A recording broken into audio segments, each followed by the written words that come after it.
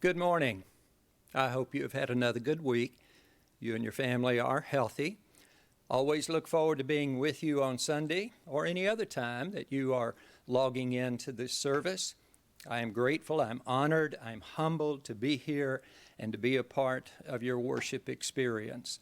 So every Sunday, thank you for being a part of this service. We're recognizing our college graduates today. This is not the best time to be graduating from college. We all know that. So I think above all else, our graduates to know you are in our thoughts and prayers. Anything we can do to help you as you transition, especially during a global pandemic, anything that we can do to help you, we stand ready to do that. You call on us, and we will be there for you. But we're so proud of you. You have accomplished much. You are ready to go into the world and to make a difference, to make it better. I have so much confidence in you. I have watched you, even my short time to be with you, a little over a year, but I have observed you. Very, very proud of you. So just know that we are here for you. This morning, I want to talk about turning disappointments into dreams, because the passage we're going to look at reeks with disappointment. Now, it doesn't stay there. That's not where it ends, but that's where it begins. And I think that speaks directly, maybe to where our graduates are and to where many people are, not only in our country, but in our world. It is a time of great disappointment. But I think what the gospel calls us to do, the gospel that I love, the gospel that I've preached now for several years, and the gospel that has helped me so much, is always, always turn disappointments into dreams as you move in a new direction. The story we're looking at today, through the lens that Luke gives us, it's another resurrection appearance story, has three main characters. First of all, Jesus. And Jesus plays two roles in this story. First of all, he is an unknown, unnamed stranger. Then, there are two other people in this story. We know the name of one, Cleopas. The other one is not named. We know very little about them. We know that they are followers of Jesus. They have listened to him. They love him. They appreciate him. And they are following him. They are a part of what we would call the extended family of disciples. So we have three main characters: Jesus, Cleopas, and his companion. The setting for this story? The setting is Easter Sunday.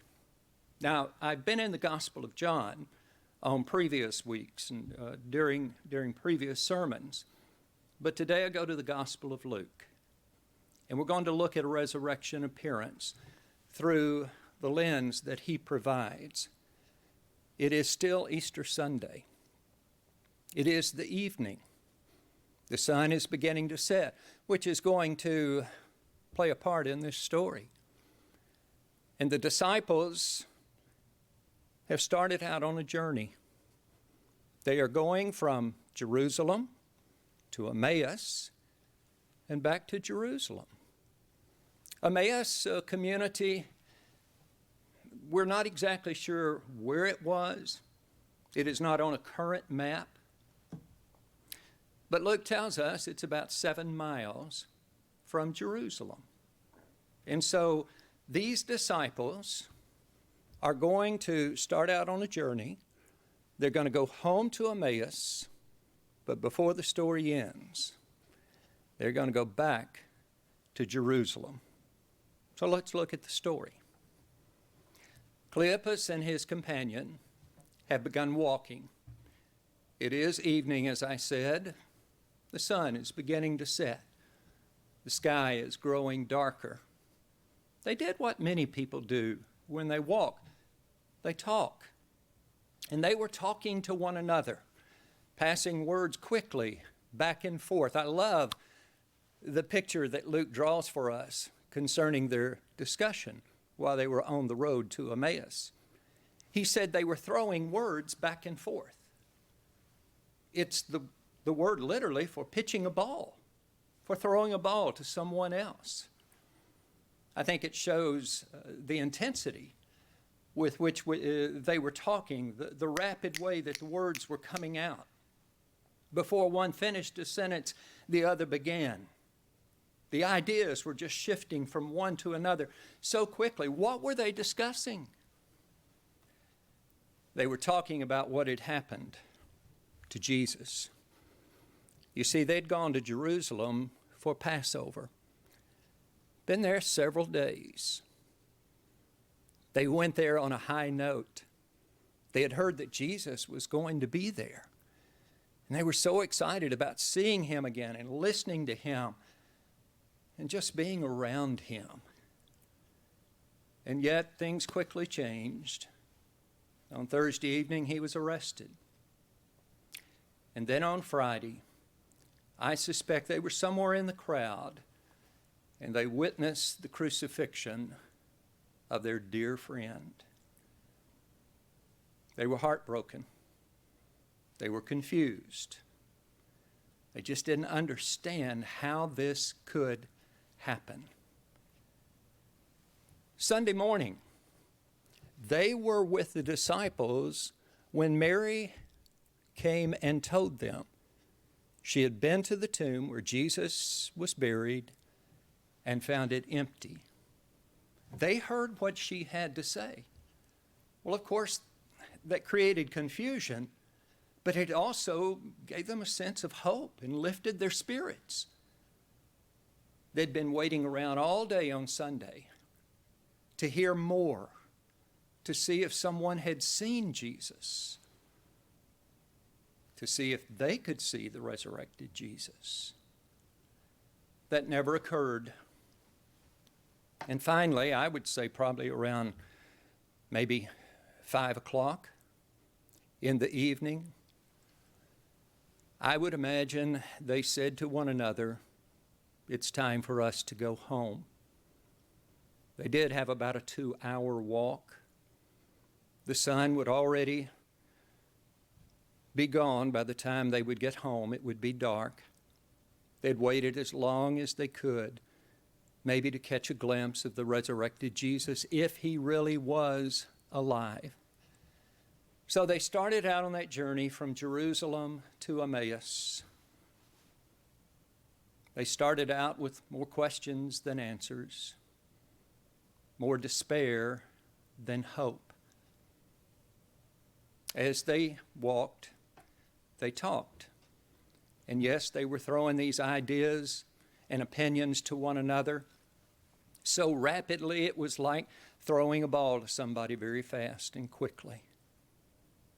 Somewhere along that journey, they were joined by a stranger. Why did they not recognize who it was? Because it is Jesus. Well, a couple of reasons perhaps. One, it was getting dark. Maybe by the time he joined them, it was dark. And they just could not see the details of his face. Another reason is when your heart is broken, it's hard to focus. And I think they were grieving so much that they were just focused on somehow trying to get home and carry that heavy burden that they were. They didn't recognize him. And so as they began walking with him, he had heard them discussing something, and he said, "What are you talking about? What are you discussing?" And they just stopped. I like the way Luke describes it. And by the way, this is one of the most detailed and developed resurrection appearance stories you will find in Scripture. I'm not surprised. Luke is a physician. Details are very important to him. And he is also the only Gentile to write in the New Testament. So he's going to include as many facts as he can. And he says, while they were walking and Jesus spoke to them and said, "What are you talking about?" They just stopped. And they said, "What are we talking about? Are you the only stranger in Jerusalem who does not know the things that have occurred in recent days?" Very succinct response on the part of Jesus. What things? Well, then they pulled together all these thoughts and ideas they'd been pitching back and forth to one another, and Cleopas was the spokesman, and he began talking to the stranger about Jesus. And he outlined what had happened: the arrest, the crucifixion, the burial, and even mentioned the fact we've heard the tomb was empty, but we never saw him. But there's something that Cleopas said that captured my attention, and I suspect yours. Looking at the stranger, he said, "We had hoped that he would be the one to redeem Israel." That grabbed me. We had hoped. Do you sense disappointment there? Discouragement? Maybe a bit of disillusionment? We had hoped he would be the one to redeem Israel. What did Cleopas mean when he said redeem Israel? Well, what just about everybody that he knew, all of his friends and companions, how they felt about, hoped he would redeem Israel. That he would be a military hero. He would overthrow the Romans. He would liberate the Jews from oppression. He would give them back their city. And yet, that did not occur. They crucified him. And now, none of this made sense to them. After listening to them, then Jesus began talking. He began teaching. He assumed then the role of the teacher, which he did on many occasions and he loved to do. And he opened to them what we call the Old Testament, the law and the prophets. And he began sharing with them with a new interpretation of what the Messiah was to be. Their expectations were misplaced. They were not realistic. They were not a part of God's dream for the Messiah. In essence, what he said is, if you read the prophets, the Messiah was not to be a military hero. He was to be the good shepherd. He was to be an advocate for the poor, the powerless, the outcast.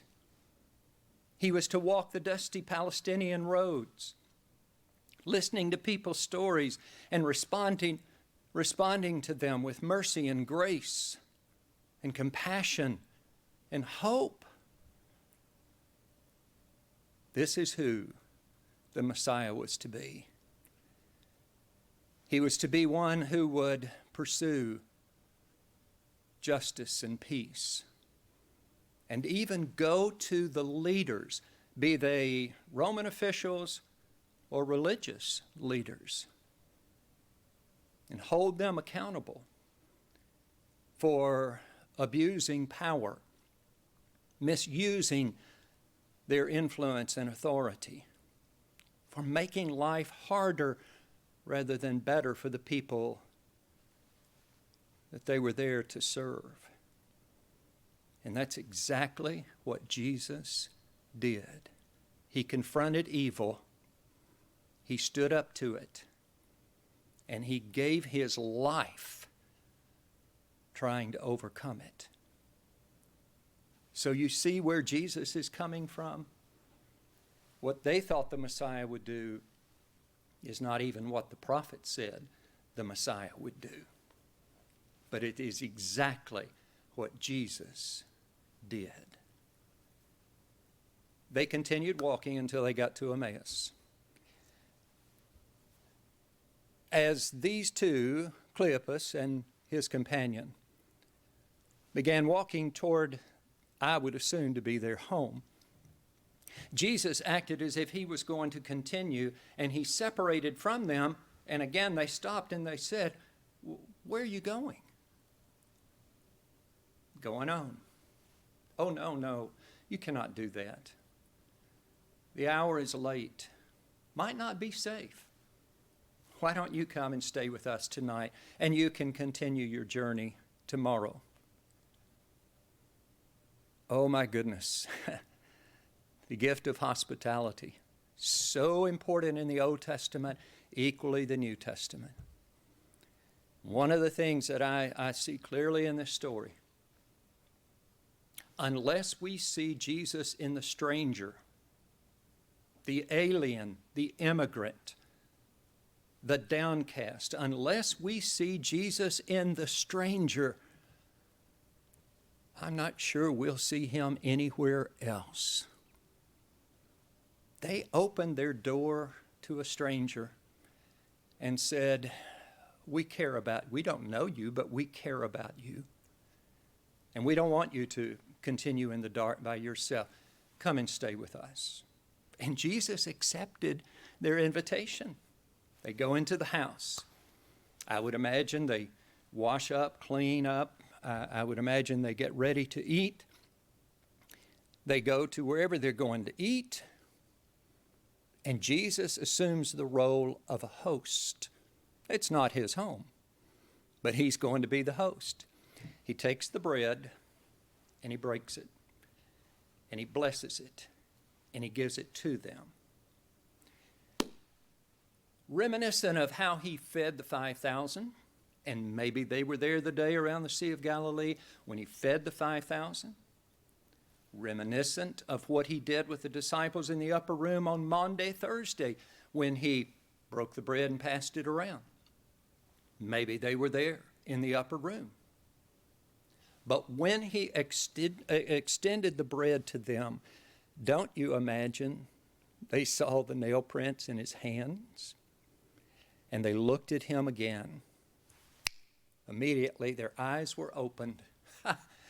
And I love how Luke describes that. It's the 6th time in his gospel he mentions somebody having an aha moment. Don't you love it when you have those aha moments? Something becomes clear that maybe you've thought about for decades, for a long time. And all of a sudden you go, that's what it means. Well, this is the 6th time, and there'll be a 7th in this story. The 6th time in the Gospel of Luke that somebody said, aha, now I understand. But they had one of those aha moments. And they realized they were in the presence of the resurrected Jesus. I don't know how much longer he stayed, but he did not stay with them all night. He left. Now think about this. They have just walked about 2 hours. They've been up a long time. It is dark. And what do? Do they get ready for bed? No, they put their running shoes on. They went all the way back to Jerusalem. The disciples still gathered. And they walk into that room and say, "Do we have a story for you?" And they told the other disciples what had happened. Each time I study this story, I am drawn to a different part of it. And this was certainly true last week, and I've already alluded to it. Let me share the part of the story that did capture my attention.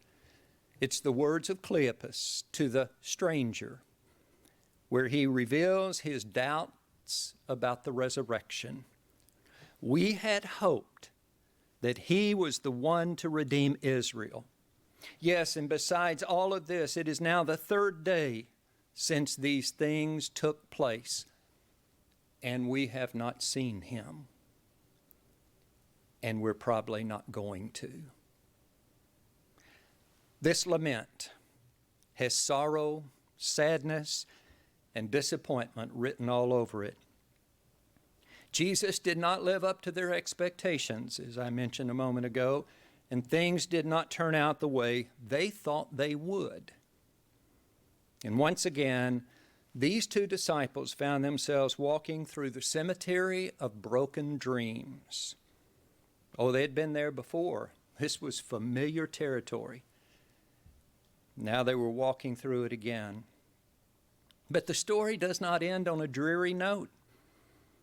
To the contrary, the despair I mentioned a moment ago was replaced by hope and the promise of a better life.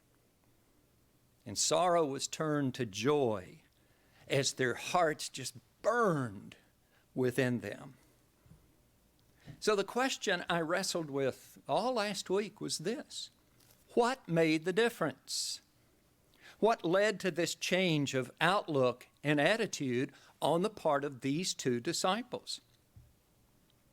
Well, I think it was a combination of what Jesus did and what these two followers did. You see, all three did what was needed for this positive transformation to occur. So what was it that all three of them did? Jesus listened to them, and they listened to Jesus. I think this story highlights the role that listening plays in overcoming disappointment. It highlights the role that listening plays in breaking free from disappointment's crippling power. I think listening is essential. As a matter of fact, I think listening is the first step in moving toward a new and a better place. Jesus listened to the two disciples. He gave them an opportunity to voice their confusion, their frustrations, their sorrow, their sadness, their disappointment, their despair. And at the same time, they listened to Jesus as he explained the scriptures in ways they had never understood it. How did Jesus respond when Cleopas asked, "Are you the only stranger in Jerusalem who does not know the things that have happened in the last few days?" He simply replied, "What things?" Why did Jesus do this? Why did he act so naive? He wanted Cleopas and his friend to verbalize their thoughts and feelings. He did not want to assume anything. In order to help them that evening, he needed to know what they were thinking and what they were feeling. At the same time, and to their credit, Cleopas and his companion listened intently to what Jesus had to say. They were not defensive. They were not resistant to what he was teaching them. Instead, they opened their hearts and their minds, and as a result, their eyes were open too. From this story, I see even more clearly how important listening is to overcoming disappointment and charting a new path forward. Hope and healing are dependent upon everyone being good listeners. Listening always precedes transformation. So this leads me to ask you this morning, whose story, filled with confusion, with frustration, with sorrow, with sadness, whose story filled with disappointment and despair do you need to listen to this week? And whose advice, rooted in a deeper and broader understanding of life and relationships, do you need to listen to under your present circumstances? When you put the two together, as happened on the road to Emmaus, I then believe the Holy Spirit draws near. And God's Spirit opens our eyes, our hearts, and our minds to help everyone chart a new and better path forward. Is this the message you need to hear? Is this the message you need to hear as we continue to deal with this pandemic? It certainly speaks to me. I mentioned a moment ago, there is no shortage of disappointment going around these days. Almost everyone has put his or her plans on hold as one event after another is canceled. This is especially true for our young people and young adults. To date, and I don't know what the most recent figure is, but to date, 41 states have canceled school for the remainder of the year. I suspect more will be canceled before this semester draws completely to a close. This means sporting events, school plays, concerts, recitals, proms, and yes, graduations have been wiped off the calendar. I cannot imagine how difficult this is for everyone involved. And in addition, college graduates like we honored today are entering the job market at perhaps the worst time in 100 years. It has been over 100 years since the economy was shut down due to a global pandemic. And I can hear young adults all over the world saying, "We had hoped." One of the seniors I heard from through the Lexington Herald is Rena Childers. Rena is a senior at Pomona College in California, but she grew up here in Lexington. She graduated from Henry Clay High School. Maybe some of you graduated with her or you know her. She wrote a recent article that was published in the Lexington Herald. Title of it, "Future Looks Bleak to College Seniors Stuck at Home." Listen to how she describes what it is like to be entering the job market during an economic shutdown with high unemployment. She writes, "A friend called me yesterday in a tearful fit. She expressed how worthless this whole situation has made her feel. After hanging up, I realized I felt the same. I anticipated feeling nervous about this transition into adulthood, but what I did not expect to feel was hopelessness. Under normal circumstances, this transition is difficult, and it requires soul searching. Well, these circumstances are anything but normal. My newfound freedom," she writes, "to make choices is suddenly restricted. And the forthcoming months, a time that should be spent exploring career possibilities and imagining a new and exciting life, are instead bound by federal and state directives. I seek not to relay one college senior's experience, but rather offer a general indication of the frustration, the anxiety, and the sadness that many in my generation currently feel. This pandemic is testing not only our physical health, but our mental and emotional health as well." In addition to our graduating seniors, I can also hear families throughout our land expressing similar sentiments as they bury their loved ones who have become victims of this highly contagious and vicious virus. 2 months ago, they never dreamed they would literally be walking through the cemetery. But now they are. Husbands and wives, parents and children, grandchildren, brothers, sisters, nieces, nephews, cousins from all walks of life and ages are saying, "We had hoped." How can you help them deal with their sadness and disappointment? Well, do what Jesus did for these two heartbroken disciples on the road to Emmaus. Listen to their stories.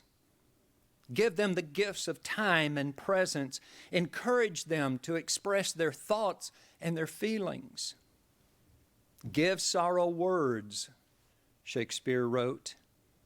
Even he knew how essential this is on the journey toward hope and healing. Listen to their stories, and then let them lean on your shoulder.